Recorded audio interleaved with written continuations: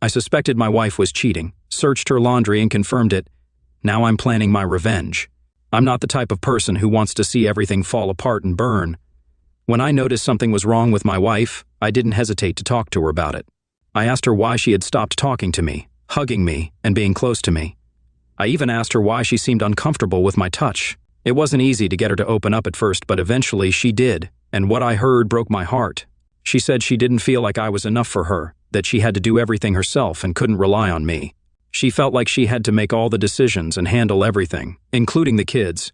She even said that maybe she would be better off alone. Hearing all of this was a shock, but I didn't want to fight with her.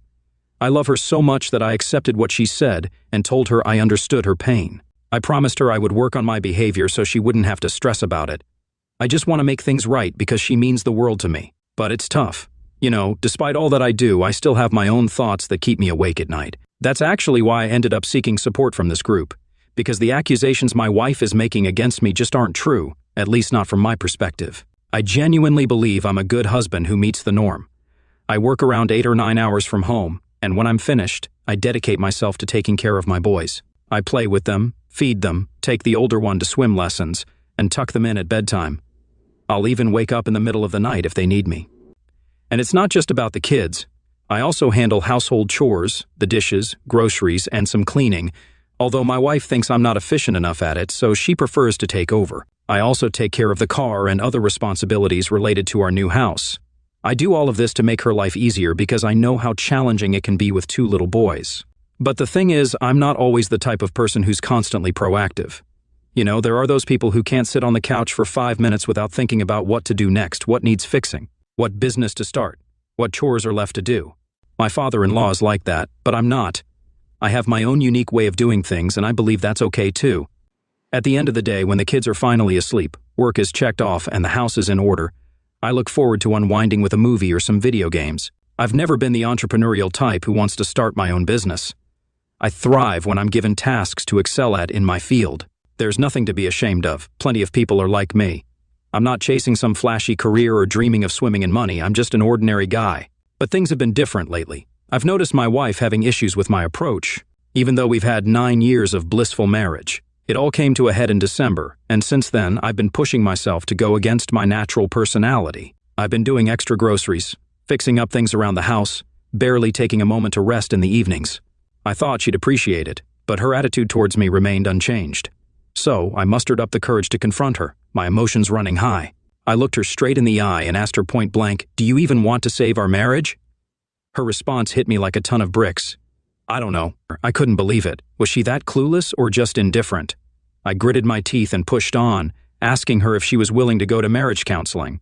And once again, she had the audacity to reply with that same infuriating answer, "I don't know." I couldn't take it anymore. I snapped at her, telling her that this was not the time for indecision. Our kids could end up with divorced parents if we didn't act fast, and her lack of commitment was unacceptable. She finally agreed to go to therapy after much prodding, but true to form, she showed no interest in taking any initiative. I had to do all the legwork in finding a therapist myself, and during one of our counseling sessions, she dropped some brutal truths that cut me to the core. She said she only married me to impress her family and fit into their idea of a perfect, happy family with beautiful children. She admitted that she was never truly in love with me, but was merely enchanted by the idea of marriage. As if that wasn't enough, I later found out that she had met with her fellow priest to discuss our marriage behind my back. It was a betrayal that left me reeling with anger and hurt. But despite it all, I soldiered on and found a good therapist for us. We're now approaching our 3rd session, but it's been a rocky road. We've learned that we have different love languages. I crave touch, while she prioritizes getting things done. It's been a constant struggle, and to make matters worse, she hasn't shown me any physical affection since we started counseling. No hugs, no touch, nothing. The therapist was taken aback when she heard that my wife and I hadn't slept in the same room for 6 whole months. My wife tried to explain it away, saying that she's been sharing the bed with the kids, and there's simply no space for me. But the therapist didn't hold back. She bluntly told my wife that it's a terrible example to set for the kids, denying their own father access to the bedroom. She even suggested that we should go to IKEA and buy a single bed to put next to the big one. So I went ahead and did just that. I bought the bed, assembled it, and now I sleep there. But I still feel just as alone as before. My wife is all the way to the left, the boys are in the middle, and I'm stuck on the far right, feeling like an outsider in my own marriage. From the very beginning of this issue, my wife has been changing her story. Now she's saying that she's depressed from being stuck at home with the kids all the time. She's claiming that she said all those hurtful things because she was just too emotional. But I would never dream of saying anything like that to her, no matter how upset I am. So, my wife went back to work, and we had to hire a nanny to handle the kids.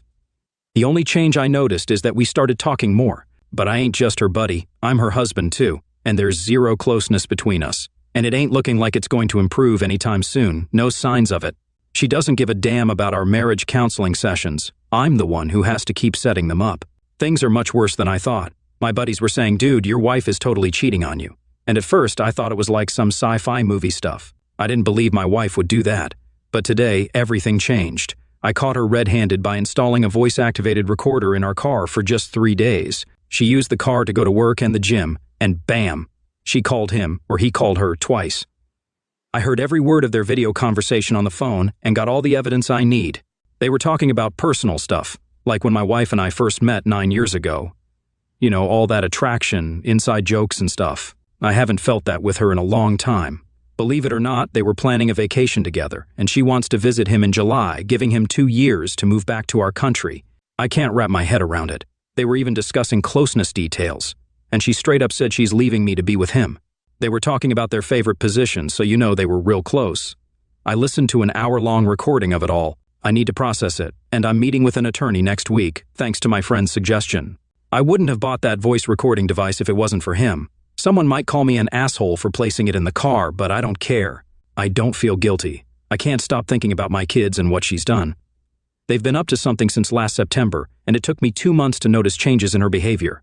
Next week, I'll be taking care of my old father in another city for the entire week, so she'll use my home office. She'll probably be talking to him in my office. Should I place the recorder there for the next week, or do I have enough evidence already? Out of the blue, my wife tried calling her ex-boyfriend 4 times in a row at 10 p.m. I found out through an app that saved our numbers, showing all incoming and outgoing calls. Why would my wife, who never mentioned her ex before, suddenly be calling him persistently? It drove me insane, so I checked her iMessages on her laptop. After calling him 4 times, she sent him a message saying, "I'm not giving up until you actually answer and communicate with me in a respectful and civilized manner." I couldn't believe my eyes. I confronted her, and she denied it until I showed her the evidence. She admitted to trying to reach her ex, but her story was convoluted. I'm uncertain about how to process this. It all happened when she started distancing herself from me. Her perspective is that it's not strange or negative for her to have kept it from me. It doesn't hold much significance to her. Any contact with an ex is a red flag for me, and it's unacceptable. Is she being unfaithful? Our closeness has been lacking for the past 6 months, which is exactly when these calls took place. Who is her AP affair partner after all? I now have concrete evidence that our issues aren't due to the reason she's been telling everyone. The thing is, she doesn't know that I know. None of her family or friends are aware either. They all think we're just going through a temporary rough patch. She comes from a Catholic family with 3 sisters, attends church every Sunday, and we live in a small town with a population of 17,000. We recently built a house that's still unfinished. I discovered that she's planning to have me leave so that she can have time alone. Within 2 years, her AP will move to our small town to live with her in our house along with our 2 young boys. She's hoping people will understand, claiming she needs a father figure for her kids. Interestingly, the AP is actually her first boyfriend, and they were together for 7 years before she married me. We've been together for 9 years. Although he lives abroad, he frequently visits our country. I won't let myself be manipulated that way. I've hired a lawyer and will be meeting with them soon. I have recordings that could potentially damage her reputation. My cheating wife didn't see my next move coming. I talked to my lawyer and got some eye-opening advice. Going all out and trying to ruin her life during the divorce wouldn't be the wisest move. We have kids, and I'll be co-parenting with her for the next 15-16 years, so I need to be mindful of that. Plus, I respect her family and don't want to involve them in the divorce proceedings as witnesses. Additionally, I don't have a chance of winning custody since the kids need to be with their mother in the small town an hour away from me in the capital city. I wouldn't even be allowed to sell our house because the kids need a decent place to live, and we don't have another option. The place they're staying at now is owned by her dad, so it's just a temporary arrangement. It sucks, but that's the reality in the Czech Republic, Europe. After our conversation, the lawyer sent her the divorce papers, set to be delivered right after Easter in the Czech Republic. Yesterday, I had a day off, so I took care of my 1-year-old son while she worked in the capital city about an hour away. Meanwhile, my brother helped me pack up my belongings from the apartment and load them into his car. To add to the chaos, the postman delivered.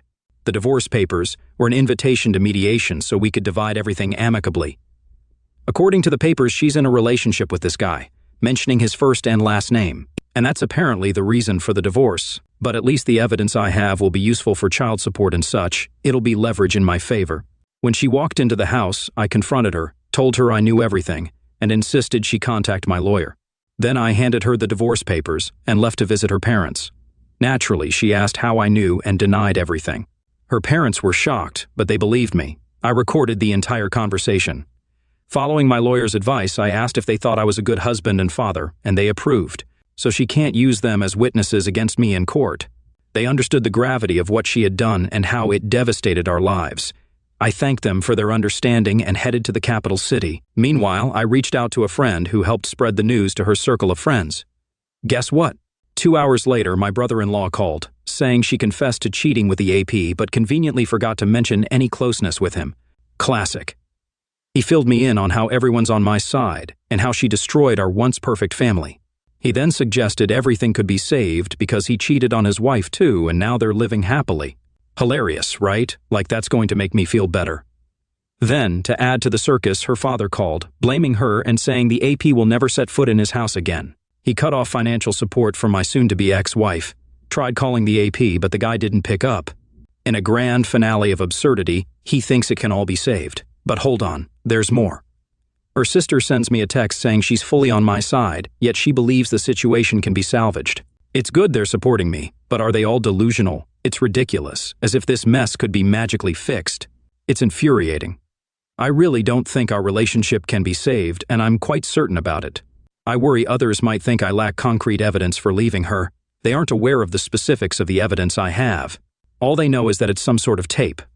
I've got recordings of her saying things like, "Make sure you can last longer than 3 seconds when I come to visit you in Brussels." Or, "I'm curious if your dad's Johnson is as big as yours.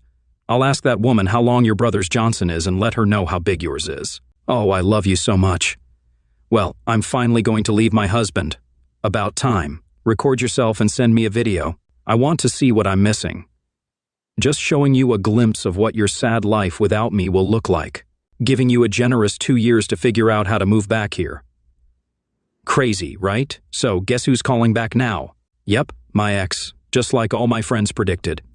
After, her family gave her an earful. She's been texting me, confessing she had no clue what she was doing, saying, "Life would be unbearable without me. I'm so sorry for everything I've done. I'm waiting with the kids for your grand comeback, blah blah blah." So, my lawyer finally laid out the divorce terms, and now we're waiting for her lawyer's response. But in the meantime, my mother-in-law flooded my phone with texts complete with Christian links about forgiveness, convinced my wife's been possessed by some evil spirit. If that wasn't enough drama, her sister jumped on the blame train, telling me I'm the one ruining the marriage. According to her, it's all my fault for being selfish. But wait for it, now my wife's teary and apologetic, wishing she could turn back time. Suddenly, I'm the selfish villain destroying the marriage by divorcing her. Yep, it's all on me now. I felt guilty for a moment today, like it's all my fault. They really know how to sway me. But you know what? It's tough, but I'm not changing my mind. The divorce is happening no matter what. In the Czech Republic, kids as young as ours are expected to stay with their mother in case of a divorce. Since she lives an hour away in a small town and the kids have their kindergarten and nursery there, a 50-50th split isn't feasible. I'll be an every other weekend dad with some additional access whenever I want. It's sad and painful, but it is what it is. I've been thinking about this unusual idea of suggesting some terms to reconcile with her. I don't love her anymore, but I'd do it for the kids because I care about them a lot. It wouldn't be a marriage, more like a partnership with separate finances. She'd need to move from her hometown to the capital city where I live. Also, I'd insist on having GPS in her car even when she's older and can't drive. I'd check her phone daily, and in return, I'd get to go on dates with other girls for 7 months. I might even cheat during the relationship and not tell her. If she finds out, whatever. No marriage anyway. I don't really care. It's just an idea, nothing serious, and I probably won't go through with it. I'm just desperate to silence the family accusing me of abandoning the kids. What do you think? Crazy, right? But I don't have any other bright ideas now. Currently, I'm crashing at my parents' place, sleeping on the living room couch. The dining table has become my makeshift office and entertainment center, and my clothes are scattered on chairs. I work from home for about 8 hours a day, then pitch in with chores for my elderly parents, who are 90 and 82 years old. I handle groceries and drive them to doctor appointments. Besides that, I try to hit the gym or catch a movie to distract myself from negative thoughts. I see my kids every weekend. My ex drops them off, and I drive them back. Just to clear things up, I did a paternity test confirming the boys are mine. The divorce term situation is messy now, and it's tough to predict how it'll play out. I'm crashing at my parents' place, and as a dad of 2 and a grown adult, I have no other place to go. So, I'm asking for a decent amount of money from my wife. She's agreed to take over the mortgage for the house, but is offering only 1/3 of the money I'm asking for. She justifies it by saying that's my contribution to building the house. It's messy. I didn't cause this situation, but I need a place to live. Getting 1/3 of what I asked for won't cut it for buying a flat. The back and forth with our lawyers continues. She wants to keep the house, but she might be forced to sell it, which is what she should have done from the beginning. It'll be tough for her to manage the mortgage payments and pay me. We'll see how it pans out. For child support, she's asking for more than reasonable, and we need to agree on that. On top of that, she insists I should be the one picking up the kids from the small town and driving them back at the end of the weekend. It's a lot of fuel and time on my part. In my opinion, it should be the other way around. She should be dropping them off, and I should drive them back. So you can see that she's the one responsible for all of this, but at the same time, she's ready to argue about the divorce terms. It's frustrating. My wife tried to convince me that she's remorseful and regrets what she's done. She told me she ended things with her affair partner, saw an exorcist, confessed to the affair details, and left it to God's hands. I laughed and told her I don't care about her priest. She should confess to me. I gave her a chance to come clean and asked her how many times she had been close with him. She denied it.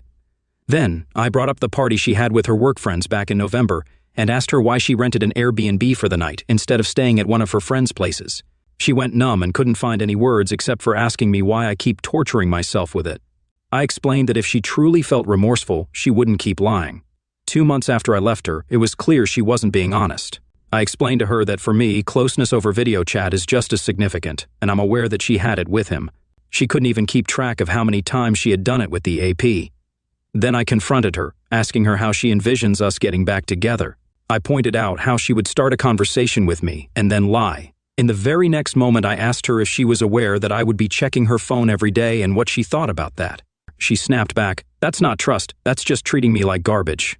Right at that moment, our son interrupted and the conversation was wrapping up. I added, "Don't forget, it's not just me you cheated on, but also our 2 beloved boys." It devastated her, and she started yelling that I'd better not say anything like that again in front of our kids. It's funny, her sister spilled the beans on how my wife acts sad and cries every day because of this situation. She's two-faced, acting all sad with the family but lying to me.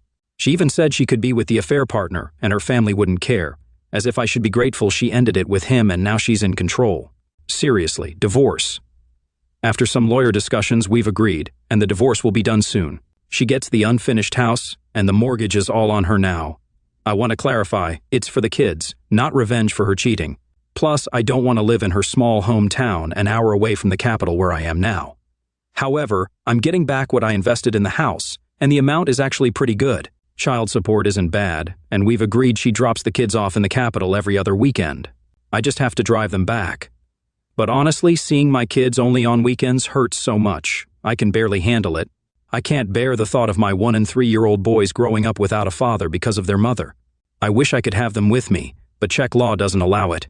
I might have to start driving there midweek or find another way to make it work. As for her, she keeps saying she still loves me and wishes she could undo the past. She claims she suffers every day because of what she's done. She's softened to the point where she doesn't mind if I check her phone. It wouldn't make her feel bad anymore. She apologized to my parents and seemed genuinely sorry. She's willing to do whatever it takes to make things right. Now, here's a shocker. Her affair partner got dumped. According to mutual friends, he has a family in Brussels and didn't want to risk getting caught in this mess. It was all just a game for him, playing my wife. I'm moving on, not letting her toxic behavior drag me down. The divorce is happening, and there's no going back. Good riddance to the cheater. I've got better things to focus on and a brighter future ahead. Life goes on, and I'm not wasting more time looking back at the mess she created. How can you tell if your wife is cheating on you? Did her mood suddenly change, or did she start going out in the evenings? Did she express a desire to have fun with her friends or show any other unusual behavior worth noting? As for me, let's just say I had a strong intuition. When I got home from work, she was on the phone. The moment I walked in, she hastily said, "I have to go, he's home, bye," and immediately hung up, looking at me innocently. That triggered a terrible suspicion in me. I considered asking her about the call, but she could make up anything, right? Like chatting with a salesman about buying 2 massagers for the price of 1 for a cellulite treatment. Such thoughts didn't just pop into my head. There must have been a lingering doubt about my wife. I didn't like it, and I didn't want it to bother me every day. I'm not good with change. I prefer to stay out of something that's already working fine to avoid making it worse. Let me introduce myself and tell you about my family. I'm Ron, and Cindy and I have been married for 24 years. We have 4 children, 2 adults and 2 teenagers. We're not wealthy, but we make enough to live comfortably. Thankfully, we have no debts. Cindy and I own a cozy house with a paid-off mortgage. Our cars aren't new, but we don't have monthly payments. We might have a few small credit card debts, but that's about it. Overall, we are a typical American family trying to live within our means. On weekdays, we work, eat, and take care of our home. The younger kids go to school, and on weekends, we occasionally go out together. Cindy and I try to keep up with our kids' interests, whether it's sports, art classes, scouting, or any other activity. Sometimes, we even have family dinners around a common table, a rarity in these times. Our bedroom life is probably like most middle-aged couples. We make love once every 2 weeks or so. I might wish it were more frequent, but it takes 2 to tango. Lately, Cindy hasn't been enthusiastic about that kind of closeness. That was a pun. Because of my so-called supernatural intuition, I fear I have to be vigilant for any strange signs from her. It's like I don't trust her without any apparent reason. I'm hoping this nagging feeling in my stomach is just normal indigestion and not a sign of what I suspect. My main problem is that I'm not a detective or an expert. I'm just an average middle-aged man unfamiliar with hidden cameras, phone tapping, computer hacking, and other spy techniques you might have heard about. Moreover, I'm not wealthy enough to hire a private investigator to follow my wife, especially when I don't know where to look or what to look for. Cindy manages our finances, so I have no idea about her payments. If I start going through paperwork, she'll notice and want to know why I'm buried in bills. What am I supposed to tell her? "Honey, I've got a suspicious feeling in my stomach. Are you growing horns for me?" "Yeah." And she'll probably say, "Honey, I bet you'd rather go for a break than deal with that." A bit of family background. Our marriage appears quite ordinary, as it should be at our stage in life. I met Cindy in our early 20s. We dated for about a year and then we got married. Every 2 years she had a baby. When we reached 4 children, honestly, I got tired of babies popping out like moles in a slot machine, so I had a vasectomy after her last birth. One night, everyone in our house, 2 teenagers, my wife and I, had dinner together. The kids talked about their school day, and Cindy shared details about her part-time job at the library. After our 2 youngest started college, Cindy got bored being home alone, so she got a part-time job at the local library. Her schedule was irregular, making me wonder if the library was a place I should check out. But how was I supposed to do that? Taking a day off work to watch who goes in and out of the library isn't practical. Forget the library, I had a better idea. I could catch her at her women's card club tonight and start my private investigation. After she left, to do that, I'd have to discreetly follow her in my trusty old pickup truck. I can't afford a rental car like the husbands in stories about cheating wives. Anyway, Cindy left for the card club, and a few minutes later, I quietly slipped out. I knew where she was going since she told me and left a phone number. Unfortunately, I lost her car, so I drove to Marge's house, where the poker tournament was supposed to happen. Arriving there, I saw Cindy's car among others in front of Marge's house. I waited, scanned the street, and got out of my pickup, parked a couple of houses away. I crept to a window and peeked inside, seeing 4 women at each of the 2 card tables, chatting, smoking, and occasionally bursting into laughter. Just cards, money, and 8 women having a good time. No debauchery. I was ready to intervene and put an end to what I assumed was wild behavior, but my investigation hit a snag. As I backed up to my truck, I stepped in dog poop. "Great," I muttered, waddling sideways like a drunken crab with greased shoes toward the truck. Darn dogs and their owners who let them roam freely after feeding them, leaving the rest of us to deal with unexpected landmines. I had to spend about 10 minutes cleaning dog poop off my shoes before I could hop back into my truck. The stench lingered, so I rolled down all the windows, sped up, and made sure not to obstruct the inspector or risk a ticket for the foul-smelling environmental trail behind me. Despite the disastrous first attempt, I didn't give up. My gut feeling, like a reliable compass, insisted that betrayal was looming. Once home, shedding my soiled clothes, I headed to the laundry basket to inspect my wife's undergarments. Luckily, she hadn't done laundry this week. I checked her closet for revealing dresses and inappropriate clothes, then went through every drawer in her dresser. Nothing suspicious. Absolutely nothing.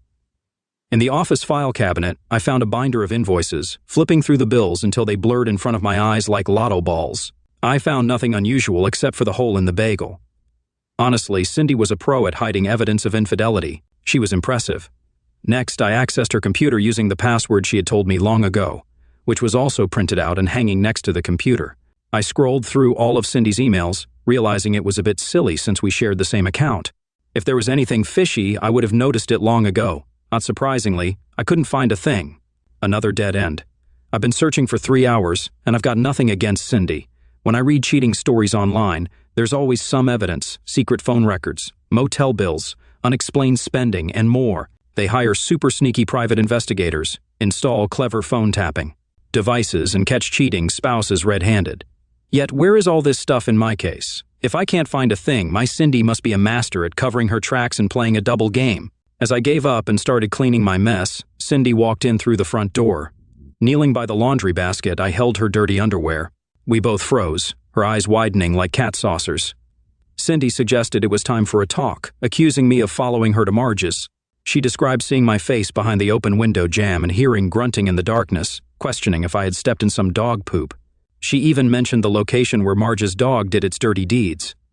In response, I dismissed the idea of Marge having a dog, likening it to King Kong. I sat there with a silly smile, dirty clothes in hand, feeling trapped. My face and neck grew hot, my throat went dry, and I lost the gift of English speech. I recapped recent events, expressing disbelief at finding Cindy sniffing me dirty laundry and questioning if she didn't trust me. I mumbled about whether she truly believed I was cheating on her, stammering in my defense.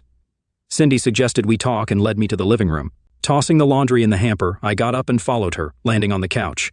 Cindy sat down next to me, folding her hands in her lap and looking at me intently. Shrewdly, she asked if I was reading erotic stories again on my lunch break at work, to which I nodded embarrassingly. She inquired if the stories were about cheating wives, and I admitted they were. Cindy pressed further, asking if I thought of her when reading those stories. I mumbled in response, averting my gaze, admitting that I did think of her. I justified my actions by explaining that I followed her to Marge's because, upon returning home from work, I found her on the phone, hastily saying, "I got to go," and hanging up.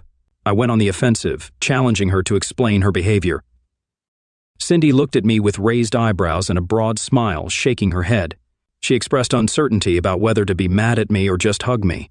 Grinning, she mentioned not knowing who she should direct her feelings toward.